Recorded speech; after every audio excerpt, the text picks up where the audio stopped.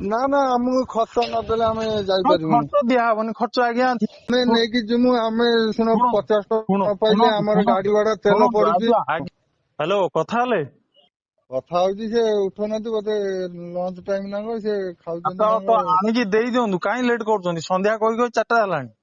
ହଁ, ମାଲିକକୁ ଟିକେ ଫୋନ କର, ସେ ମାଲିକ ଉଠଉନାହାନ୍ତି। ମୁଁ କଣ ଶୁଣନ୍ତୁ, ମାଲିକ ଭଲ ଭାବରେ ଜାଣିଛନ୍ତି, ମାଲିକଙ୍କୁ ଆପଣ ଆରେ ଶୁଣ, ଆମେ ନେଇକି ଯିମୁ, ଆମେ ଶୁଣ 50 ଟଙ୍କା ନ ପାଇଲେ ଆମର ଗାଡି ଭଡା ତେଲ ପଡୁଛି। ଆଜ୍ଞା ହଁ ଟିକେ ଶୁଣନ୍ତୁ, ହଁ ଶୁଣନ୍ତୁ, ହଁ ମୋ ଘରେ ଏମିତି ଆପଣଙ୍କ ମାଲିକ କରୁଥିଲା, ମୁଁ ତାକୁ ଚିଠି ଦେଇଦେଇଛି ଗୋଟେ, ତାପରେ ମାଲିକଙ୍କୁ ଆପଣ କଥା କହିବେ।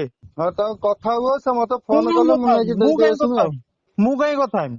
ଏଟା କଣ ମୋ କାମ? ଗ୍ୟାସ ଦବା ଆପଣଙ୍କ କାମ, ଆପଣ ଆଣିକି ଦେବେ, ମୁଁ କାହିଁ କଥା ହେବି?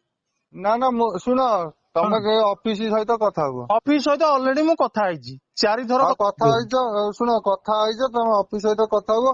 ସେ ଯଦି ମତେ ଫୋନ କରି କହିବେ ମତେ ଏଇଆ କହିଥିଲେ, ଆରେ ତାହେଲେ ଶୁଣନ୍ତୁ ହଁ। ଶୁଣନ୍ତୁ, କଥାଟା ବୁଝିପାରୁନାହାନ୍ତି। ମୁଁ କାହିଁ ଅଫିସ ସହିତ କଥା ହେବି? ମୁଁ ତ ବୁକିଂ ଆଉ କଲି, ଗ୍ୟାସ ଆଣି ଘରେ ପହଞ୍ଚିବା ଦାୟିତ୍ୱ ଆପଣ ମାନଙ୍କର, ଆପଣ ଏଜେନ୍ସିର।